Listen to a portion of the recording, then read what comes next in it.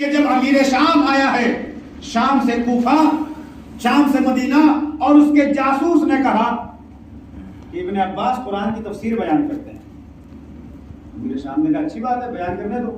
کہا نہیں، وہ قرآن کی تفسیر کے ذیل میں علی کی فضیلت بیان کرتے ہیں۔ اچھا، آپ کو پتا ہے کتنی ناکام، کتنی کوششیں کی گئی تھی مولا علی کی فضیلت مٹانے کی۔ یہاں تک دستور تھا کہ کسی بچے کا نام علی نہیں ہونا چاہیے۔ اس زمانے میں بہت سے نام آپ کو ملتے ہیں کہ ان کے نام پر تقیہ کا زمانہ تھا، اس لیے آپ کو نام ملتا ہے، ورنہ وہ نام نہ ملتا۔ اتنی کوششیں کی گئی تھی۔ جنگ صفین جو امیر شام کے مقابلے میں لڑی گئی ہے، ایک شخص نے آ کر کہا مولا کائنات سے کہ امام وقت کو پہچاننا بہت مشکل کام ہے۔ رسول نے ایسے ہی نہیں کہا جو اپنے زمانے کے امام کو پہچانے بغیر مر جائے اس کی موت جاہلیت کی موت ہے۔ اس زمانے کے امام علی، اس زمانے کے لوگ ان کے چاہنے والے نہیں پہچان پا رہے تھے۔ جنگ صفین، ایک شخص آگے کہتا ہے کہ مولا آپ ڈر گئے، آپ کے ساتھ 80-90 ہزار ہے، ادھر امیر شام کے ساتھ 1 لاکھ سے زیادہ کی فوج ہے۔ علی نے کہا ڈرتا وہ ہے جسے موت کا خوف ہوتا ہے، اور تم مجھے علی سے کہہ رہے ہو ڈر گئے۔ انسان کو جینے کی امید جوانی میں ہوتی ہے، جوانی میں انسان مرنا نہیں چاہتا کیونکہ اس کا وہ شباب کا زمانہ ہوتا ہے اور وہ چاہتا ہے کہ پوری دنیا دیکھے۔ میں نے جب جوانی میں بدر و احد کی جنگ لڑی ہے، بڑھاپے میں صفین کی کیا مثال ہے؟ تم کہتے ہو میں ڈر گیا، کہا مولا پھر آپ حملہ کیوں نہیں کرتے؟ کہا اس لیے کہ شاید ان میں سے کوئی نکل کے میری طرف چلا ہے، میں ہدایت کا ہر راستہ اختیار کروں گا کہ کوئی بھی راہ ہدایت میں چلا ہے۔ اس نے کہا کہ مولا پھر مجھے اجازت دیں، میں ان کی ہدایت کے لیے چلتا ہوں۔ آپ نے کہا بسم اللہ، جاؤ، سمجھا سکو تو سمجھا لو۔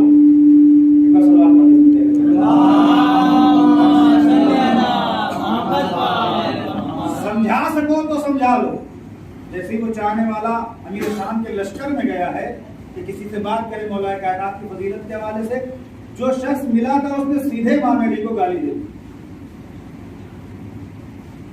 کیوں گالی دے رہے ہو بھائی؟ شام کا رہنے والا تھا، کیوں گالی دے رہے ہو؟ کا سب سے پہلی بات تو یہ کہ علی نماز نہیں پڑھتے۔ یہ افواہ اگائی گئی تھی کہ علی نمازی، یہ امیر شام کی سازش تھی۔ پھر وہ امیر شام اس کو کیا خبر جس کو تم بے نمازی کہہ رہے ہو، وہ جب اس دنیا سے جائے گا تو خدا کے گھر سے جائے گا۔ جو لوگ چھپا رہے تھے زمانے والوں کو پتا چل گیا کہ کیسا نمازی جس نے ضربت لگنے کے بعد کہا فزت ورب الکعبہ، آہو گریا نہیں کیا امام نے، رب کعبہ کی قسم میں کامیاب ہو گیا۔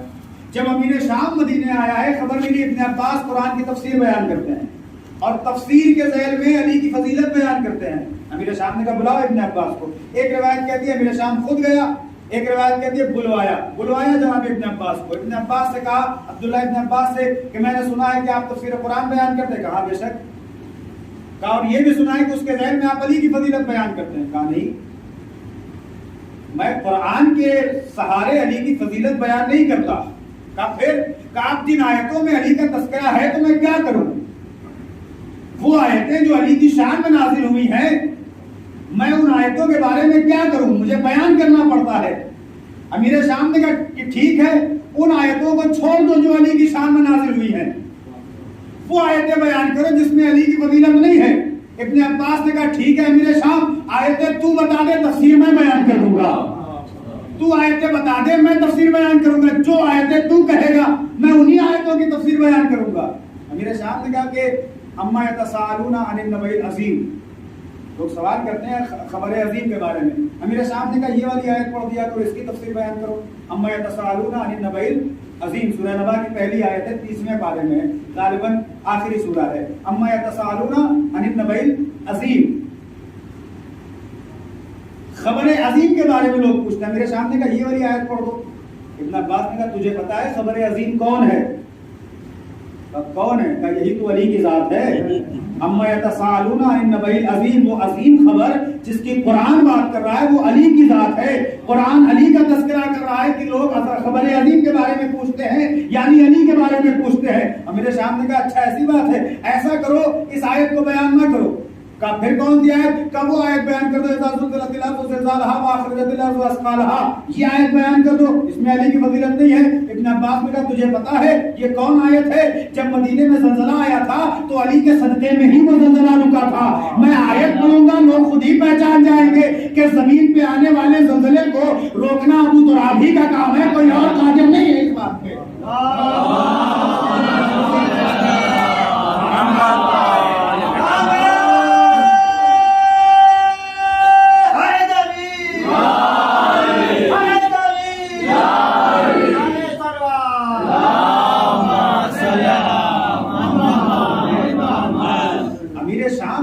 اچھا ایسا ہی آیت بیان کر دو, انما نحن الموت ونكتب ما قدموا واثارهم وكل شيء احصيناه في امام مبين. یہ آیت بیان کر دو, سورہ یاسین کی 12ویں آیت ہے. یہ آیت بیان کر دو, اس کی تفسیر میں تو علی کی ذاتی ہے, سورہ یاسین ہے, نام ہی اس سورہ کے رسول کے اوپر ہے, تو صرف رسول کی باتیں ہیں. ابن عباس نے کہا تجھے پتا ہے امام مبین کسے کہتے ہیں؟ جب یہ آیت نازل ہوئی تھی تو لوگوں نے پوچھا تھا امام مبین کسے کہتے ہیں, تو رسول اللہ نے مولا کائنات کی طرف اشارہ کر کے کہا تھا کہ یہ ہے وہ امام مبین جسے اللہ نے تمام چیزوں کا علم دیا ہے, اب بات پہلے سے مربوط کر لیجئے کہ جب رسول کی آنکھ بند ہوئی, ہر ناکام کوشش کی گئی کہ علی کی فضیلت سامنے نہیں آنی چاہیے. قرآن مولا کائنات نے جمع کیا مگر لوگوں نے اسے اختیار نہیں کیا, اسے اپنایا نہیں, بلکہ جو قرآن اصحاب پیغمبر نے جمع کیا تھا وہی قرآن آج ہمارے درمیان موجود ہے. قرآن لوگوں نے جمع کیا ہے اور پوری کوشش کے ساتھ کہ کہیں بھی علی کی فضیلت آنی نہیں چاہیے. اب اسے خدا کی قدرت کہیے یا علی کی فضیلت کا معجزہ کہیے کہ قرآن وہ سورہ جسے سورہ یاسین کہتے ہیں اور اس کی 12ویں آیت ہے جس میں امامت کا ذکر ہے. آیت خود بتا رہی ہے کہ امامت کا تعلق ایسے ویسوں سے نہیں ہے بلکہ اس سے ہے جسے طٰہٰ کہتے ہیں, جسے یاسین کہتے ہیں. صلوات محمد.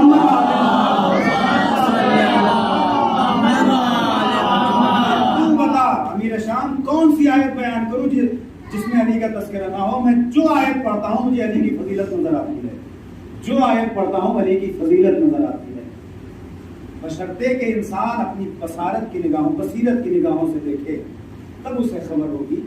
اور یا یوں کہا جائے کہ قرآن اگر در اہل بیت سے لیا جاتا پھر نہ کبھی انسانیت گمراہ ہوتی نہ امت پیغمبر گمراہ ہوتی.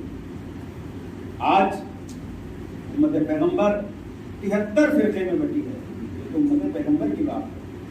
وہ جو ایمان نہیں لائے کافر, مشرک, یہودی, عیسائی, مجوسی, جتنے بھی مذاہب کے افراد موجود ہیں, اگر علی کی حکومت ہوتی تو آج سب کے سب مسلمان ہیں.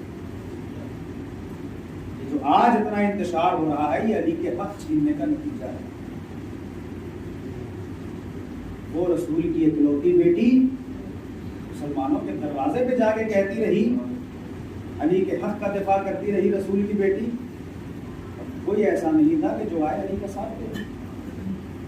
تاریخ کا تجزیہ کرنے والوں نے لکھا ہے کہ علی علیہ السلام کہ جن کا پیغام زمانے تک نہیں پہنچ سکا اس کی کئی وجوہات تھیں. اس میں سے ایک وجہ یہ تھی کہ علی کا ساتھی کوئی نہیں تھا جیسا ساتھی علی کو چاہیے تھا. چند افراد تھے جن کی جان کی حفاظت خود مولا کائنات کرتے. پھر الناس بعد النبی اللہ اربع, رسول اسلام کے بعد سب کے سب مرتد ہو گئے تھے سوائے 4 افراد, اور وہ علی کے ساتھ. اگر یہ حق نہ چھینا گیا ہوتا, مولا کائنات کو اس بات کا غم نہیں تھا کہ علی کا حق چھین لیا گیا. ورنہ جناب سیدہ جب کریا کر رہی تھی تو مولا کائنات نے کہا تھا کہ بیوی آپ کیوں رو رہے ہیں؟ شہزادی نے فرمایا کہ علی یہ لوگ آپ کو بھول گئے جن آپ کی ولایت کا اعلان ان کے سامنے ہوا تھا.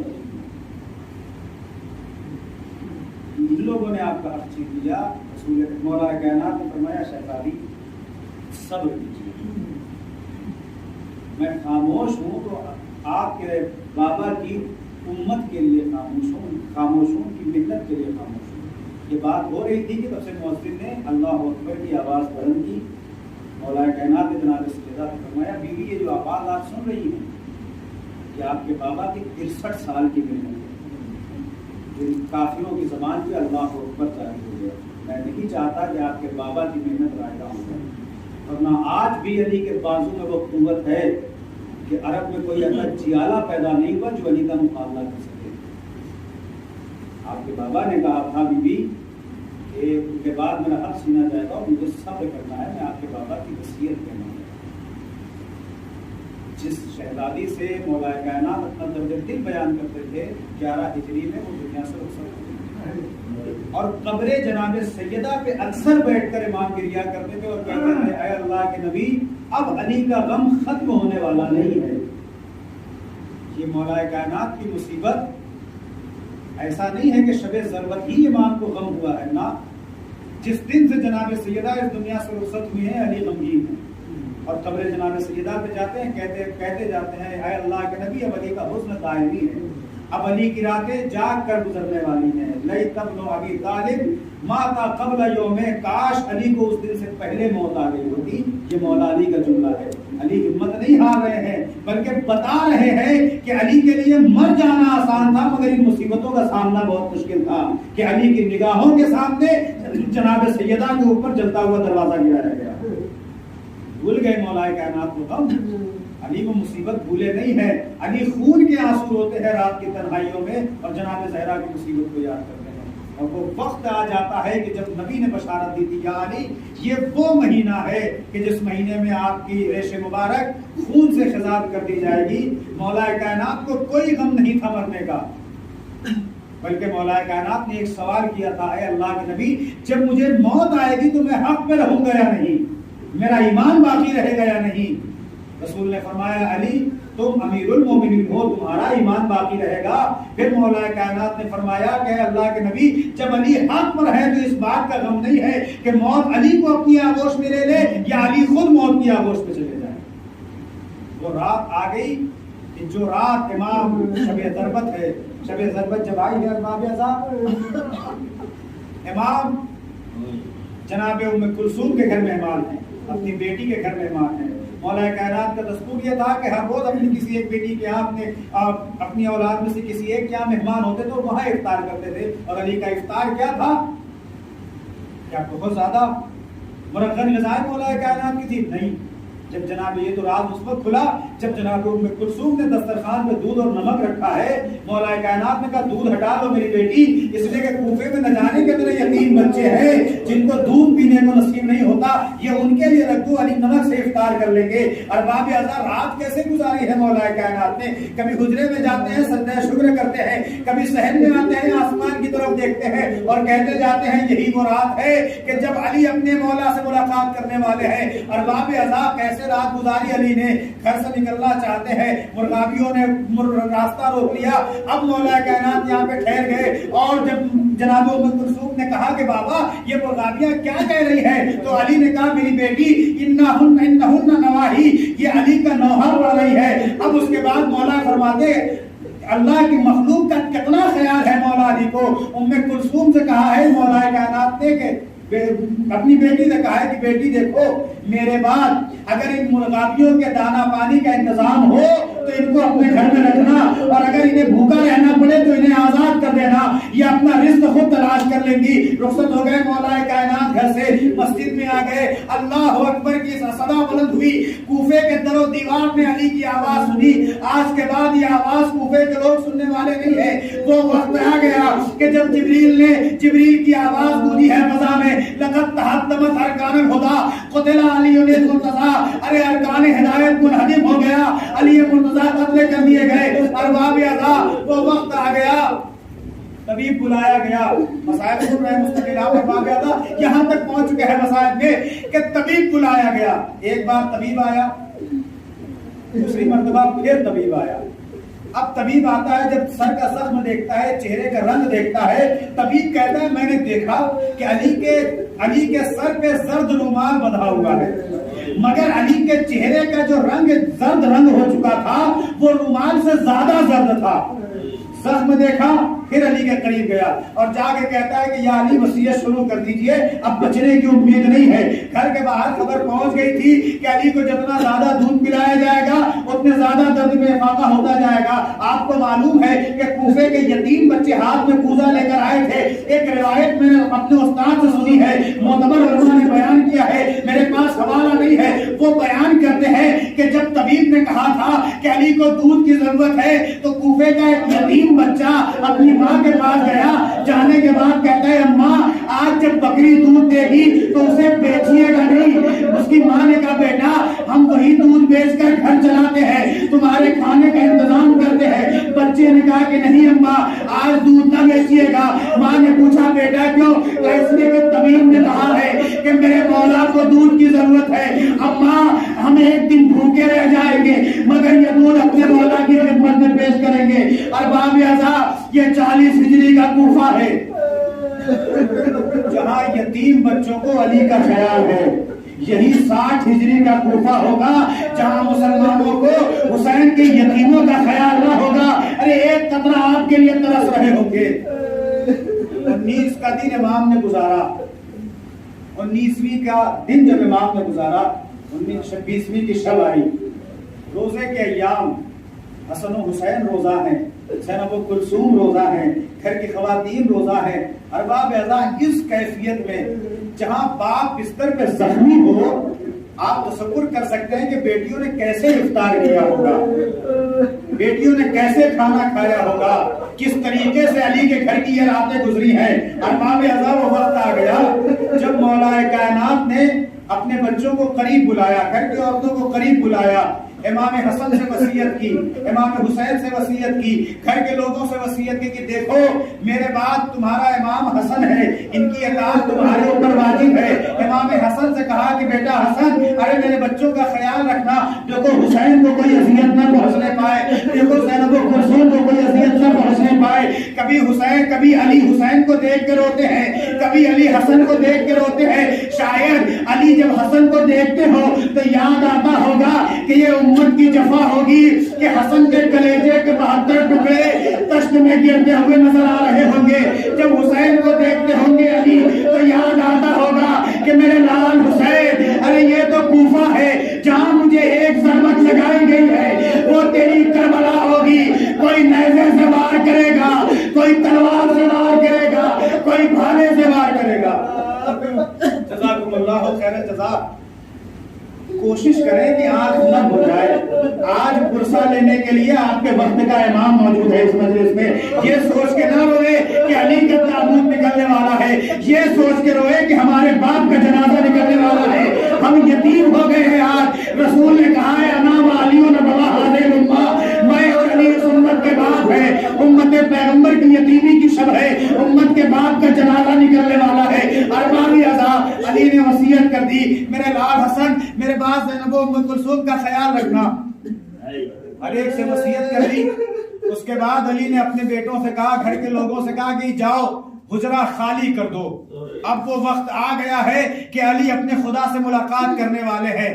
جب امام نے ایک جملہ کہا کوئی وہاں سے نکلا نہیں، کوئی حجرے سے باہر نہیں گیا، بلکہ امام کی نظر پڑی کہ پایتی ایک بچہ کھڑا ہو کے گریہ کر رہا ہے، ایک بچہ رو رہا ہے اور گوشے میں ایک ماں ہے اس بچے کی جو گریہ کر رہی ہے۔ ایک مرتبہ مولا کائنات نے ام المؤمنین سے پوچھا کہ شہزادی کیا وجہ ہے، آپ کیوں گریہ کر رہی ہے؟ ارے ہر ایک کو اس دنیا سے رخصت ہونا ہے۔ جناب ام المؤمنین نے کہا میرے والی و وارث میں نے آج تک آپ سے کوئی شکوہ نہیں کیا، میرا ایک سوال ہے، وہ سوال یہ ہے کہ آپ نے ہر ایک کو حسن کے حوالے کیا، حسین کو حسن کے حوالے کیا، زینب و کلثوم کو حسن کے حوالے کیا، میرے عباس سے کیا ایسی غلطی ہو گئی کہ جس کی ذمہ داری آپ نے بیان نہ کی؟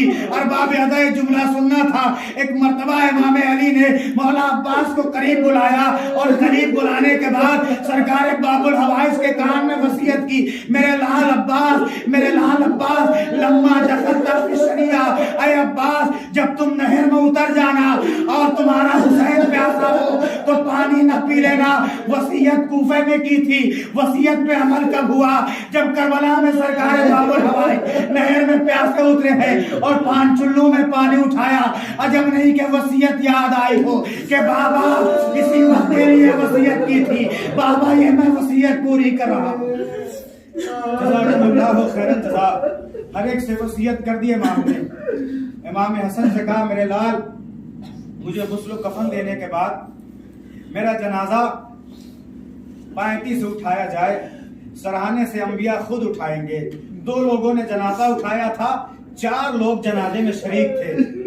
حاکم امت کا جنازہ ہے مگر 4 لوگ شریک ہیں. کسی عالم کا جنازہ نکلتا ہے تو پورا شہر آ جاتا ہے جنازے میں شریک ہونے کے لیے. لیکن یہ کیسی غربت ہے, جب سیدہ کا جنازہ نکلا تو وہاں پہ مختصر افراد. آج علی کا جنازہ نکل رہا ہے, 4 لوگ ہیں جو علی کے جنازے میں شریک ہیں. مولا کائنات نے بتایا میرے لال حسن دیکھو کوفے کی پشت پر ایک مقام ہے کہ جہاں پہ ایک قبر بنی ہوئی ہے, وہ قبر نوح پیغمبر نے بنائی ہے. وہ قبر ایک پتھر سے چھپی ہوئی ہے. جب میرا جنازہ وہاں لے کر پہنچنا, پتھر رکھاؤ گے, قبر آمادہ ہو جائے گی. ارباب ادا جنازہ امام حسن نے 4 تابوت گھر سے نکلے ہیں علی کے, جو الگ الگ رخ پہ گئے ہیں تاکہ کسی کو خبر نہ ہو کہ علی کی اصل قبر کہاں ہے, ورنہ لوگ کیا کریں گے. علی کو پتا تھا ایک ایک جنازہ گھر سے نکلا. جب اصل جنازہ نکلنے والا آیا غسل و کفن دے دیا گیا.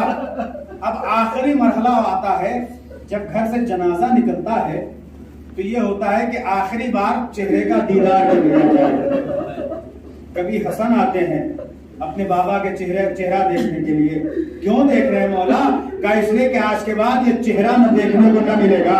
کبھی حسین آتے ہیں اپنے بابا کے چہرے کی زیارت کے لیے. کبھی زینب و کلثوم ہے جو جنازے سے لپٹ کے گریہ کر رہی ہے. ارباب ادا آج کے بعد علی کے چہرے کی زیارت کسی کو نصیب نہ ہوگی. گھر سے جنازہ نکلا, پشت کوفہ پر جنازہ پہنچ گیا.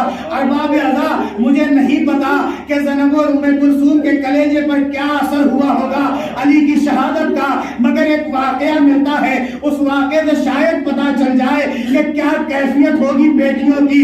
اس لیے کہ ماہرین نفسیات بتاتے ہیں کہ بیٹیوں کو باپ سے بڑی محبت ہوتی ہے. کیا کیفیت ہوگی نہیں پتا.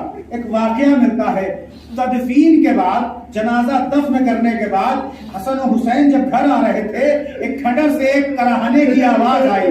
حسن و حسین پہنچے, کون ہو بھائی, کیوں رو رہے ہو؟ کہا کیا بتاؤں بھائی کیوں رو رہا ہوں, کہ میں اس لیے رو رہا ہوں 3 دن سے بھوکا ہوں. ایک شخص تھا کہ جو میرے دانا پانی کا انتظام کرتا تھا, 3 دن ہو گیا وہ نہیں آیا. پتا نہیں شاید سفر پہ گیا ہو, پتا نہیں کیا ہو گیا. اس کو پوچھا حسن و حسین نے, بھائی اس کا نام کیا تھا؟ کہ اسی بات کا تو رونا ہے, نام ہی تو کبھی نہیں بتایا اس نے.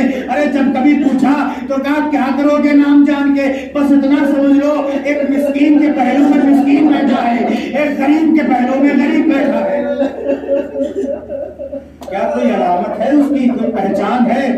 وہ کہتا ہے کہ جب تک وہ بیٹھا رہتا تھا تب تک ذکر خدا کرتا رہتا تھا, اور جب وہ ذکر خدا کرتا تھا تو ایسا لگتا تھا کہ زمین و آسمان اللہ کی تسبیح کر رہے ہیں. سمجھ گئے کہ یہ میرے بابا علی مرتضیٰ تھے. وہ خبر دی اسے, کہہ رہے وہ ہمارے بابا علی مرتضیٰ تھے, انہیں کو دفن کر کے آ رہے ہیں. کہہ رہے جب میرا مولا شہید ہو گیا مجھے اس کی قبر پہ لے چلو. اور قبر پہ لے گئے, اس کے اوپر شہادت کا اثر یہ ہوا کہ وہ اسی وقت دنیا سے رخصت ہو گیا. اب سمجھ میں آیا کہ جب چاہنے والے پہ اثر تھا کہ علی کی شہادت کی خبر سنی تو برداشت نہ کر سکا, دنیا چھوڑ کے چلا گیا. تو حسن و حسین نے کیسے برداشت کیا ہوگا, زینب و کلثوم نے کیسے برداشت کیا ہوگا. آخری مرحلہ ارباب اعضا حسن و حسین گھر آتے ہیں. گھر آنے کے بعد جب کسی کا جنازہ دفن ہو جاتا ہے, تدفین کے بعد گھر آتے ہیں لوگ, پرسہ دیا جاتا ہے, بچوں کو پرسہ دیا جاتا ہے کہ گھبراؤ نہیں, تمہارے بابا رخصت ہو گئے, ہم ہیں. لیکن غربت ہے, کون آگے پرسہ دے؟ امام حسن ہے جو کبھی حسین کو کلیجے سے لگاتے ہیں, کبھی زینب و کلثوم کو کلیجے سے لگاتے ہیں. ہر ایک کو امام تسلی دے رہے ہیں. وہیں پہ 2 سال کا بچہ بھی ہے, وہ یہ دیکھ رہا ہے کہ جب کسی کا باپ دنیا سے رخصت ہوتا ہے تو یتیموں کو کیسے پرسہ دیا جاتا ہے. ارے فرش پہ بٹھایا جاتا ہے, سر پہ ہاتھ رکھا جاتا ہے, کلیجے سے لگایا جاتا ہے. یہ 2 سال کا بچہ کوئی اور نہیں ہے بلکہ یہ امام زین العابدین ہے جو دیکھ رہے ہیں کہ جب کسی کا باپ جاتا ہے دنیا سے تو ایسے پرسہ دیتے ہیں. لیکن جب حسین دنیا سے رخصت ہوئے, کیسا پرسہ, کیسا ہاتھ رکھنا, کیسا مسند میں بٹھانا. ارے مسند کھینچ دی گئی, بستر جلا دیا گیا,